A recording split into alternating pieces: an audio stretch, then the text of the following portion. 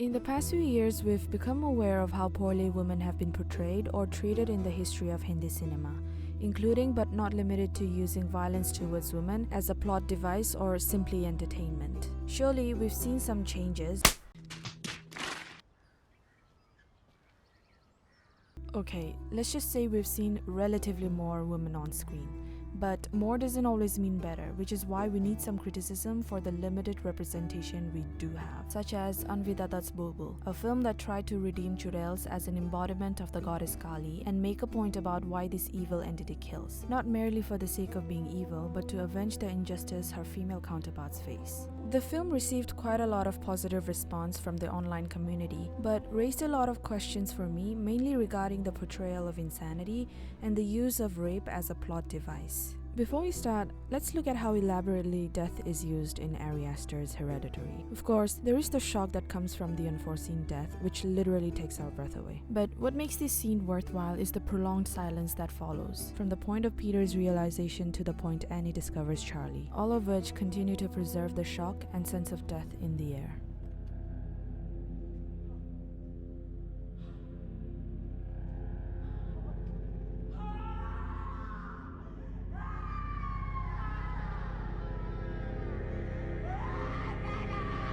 Death also serves the purpose of causing drift amongst the family, as they experience grief and turmoil which unravels their hidden flaws. In the words of Annie herself, "And what a waste! If it could have maybe brought us together or something!" But it doesn't. Instead, we get a terrifying scene like this which reflects the horrors of reality.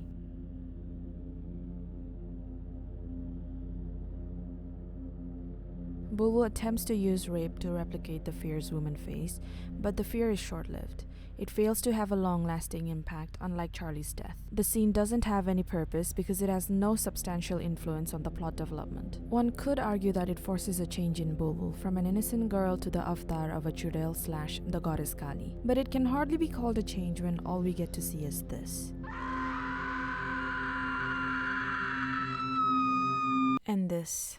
To quote Annie again, "What a waste!" her character remains flat as we never get to see her internalize her trauma. We're just rushed into this somewhat cringy monologue of Binodni about big Havelis and big secrets. The film does a lot on the surface, but not much underneath, which is why her monologue feels rather hollow when it does happen. When there isn't much going on in the internals of the characters and the story, words that are being delivered do not carry the power they are supposed to.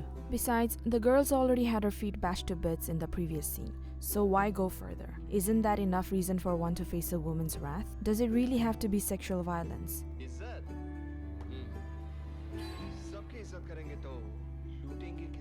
Why do we as a society constantly reinforce the same idea that the only way to subdue a woman is through rape, while completely excusing other forms of violence? It is very disappointing to see the film leave rape to just that, a source of cheap shock value. And if that wasn't already bad enough, why they chose Mahendra, a man with some sort of intellectual disability, is really beyond me. To begin with, the execution of the character itself was bad. I mean, just look at him. This is something straight out of early 2000s. While the childlike characteristic does make a statement about men being coddled by their mother or wives, or hey, if you're lucky enough, maybe even your brother's wife, Mahendra's sole purpose in the film is to rape Bulbbul. Nothing else. He prances around here and there, commits the crime, and is killed soon after. There is a great lack of consistency in his character. On one hand, he is portrayed as a child who may not know right from wrong. On the other hand, he runs back to Binodni, clearly perplexed and possibly showing remorse for raping Bulbbul. This cherry-picking of whatever is convenient to suit the plot only proves how badly written his character is. Like seriously, what the is this? To have Mahendra rape Bulbbul sends out this really outdated and dangerous message that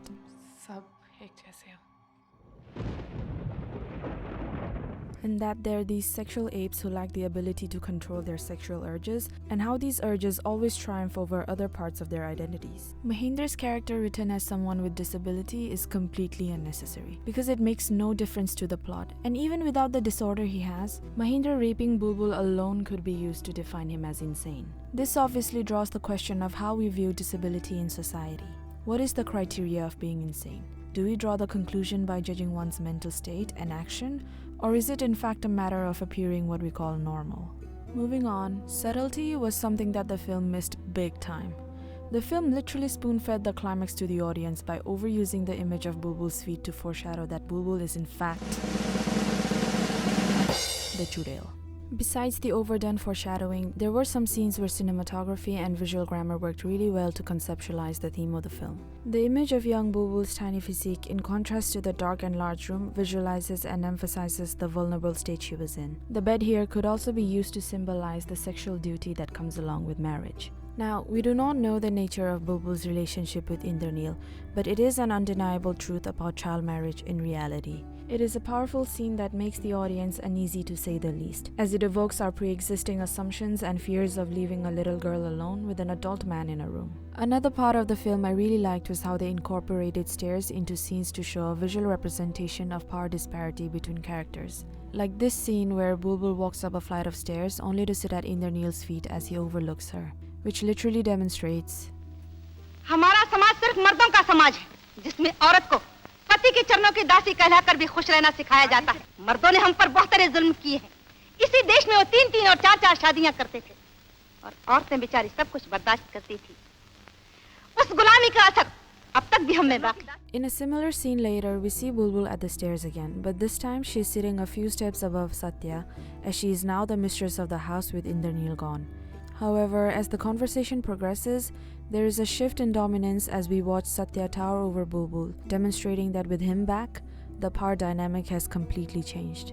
He is now the man of the house. All the while, Binodi remains at the bottom because widows are obviously the most disgraced members of society. So I guess the film isn't completely doomed. They did do some things right. But you know what else they didn't do right? Adding a background score to this scene. The soundtrack for this film was... But I wish they toned it down with the over-dramatic music, which robbed us of a raw and horrifying scene. I thought background scores are supposed to amplify the emotions of the characters, not mask it. We get it. The point of the film is to sympathize with the Jurel, but I think the creators forgot the part where the film is also supposed to be a thriller. And they also didn't take into account that they're being watched by a rather modern audience that doesn't need the verbal iteration of what is going on. Nor do they need to rely on music to decipher the tone of a film because they can make their own judgments. They're not stupid. While Bulbbul does make some obvious statements about our society and the power disparity between men and women, some of its choices regarding filmmaking and members of the society who are underrepresented and misrepresented can't be ignored. While it isn't half as bad as most of the crap that mainstream Bollywood pumps out on the daily, so much of its potential was wasted by its lazy creators. They could have done so much more, but they decided to do just enough. Most of the writing doesn't go deeper than half an inch, and everything can be taken at a face value. How do we convey fears women have? Must show rape. How do we convey insanity? Must have a person with delayed cognitive skills. How do we convey the dangerous idea that boys will be boys? Have a man with intellectual disability? Rape. Funnily enough, way before Bulbbul even came to be, Satyajit Rai's 1960 Devi had already debunked all of these ideas. Rai's masterpiece is also a film that addresses women's status in society but stands on the opposite end of the scale. In Bulbbul, we saw the attempts to immobilize women through marriage, physical violence, and rape. What saves Bulbbul is her rebirth as the goddess Kali, which, ironically, is the cause of Doyamui's downfall in Devi. A helpless Doyamui is worshipped by her father-in-law who believes that she is the reincarnation of goddess Kali, all because he had a dream about it.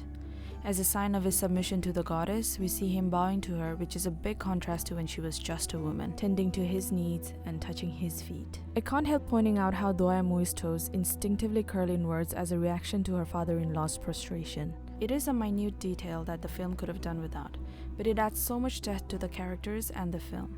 Not only does it show how Doyamui has absolutely no control over what happens around her or to her, but how a gesture like this can completely turn the system upside down.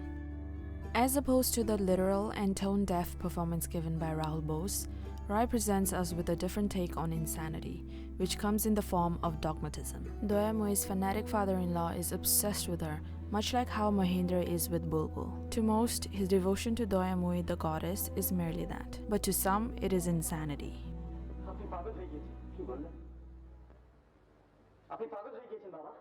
But obviously, we won't associate this with insanity. No. He walks well, he talks well, he doesn't stutter, he doesn't zone out, he makes just the right amount of eye contact. As far as anybody's concerned, anything done in the name of God is forgiven. However, as normal as he may seem, The reality is that he is a man trapped in his mind, who can't distinguish reality from dream. Meanwhile, his sons and daughters-in-law are also trapped, but due to their roles as sons and daughters-in-law, who cannot speak against the patriarch of the house. His dogmatic and blinded devotion causes the death of his grandson and Doemui's life taken away from her. But even then, he is sheltered from the blame.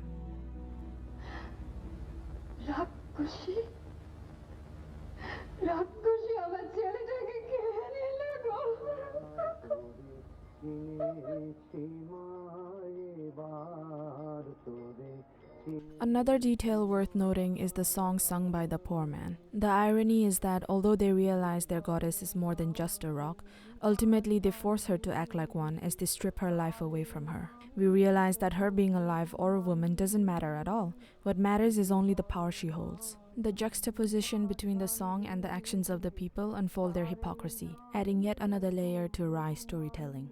It proves exactly what Simone de Beauvoir said about goddesses and female idols, that, as powerful as she may appear, she is defined through the notions created by the male consciousness, which gives men as much power to destroy as to create them. Bulbbul, a play toy. Doemui, a goddess. Two opposite parallels with the same outcome, the downfall of woman. Linking this back to my previous argument, no, you don't need to violate a woman to immobilize her, when even the act of putting her on the pedestal of a goddess immobilizes her. It's not about the action taken, but the meaning and motive behind it, much like Rai's films. Each scene and frame a story in itself, begging to be unveiled. Even as the film bids us farewell, we watch Doemui disappear into the fog, breaking every boundary man has made to confine her, freeing herself in mind, body, and spirit.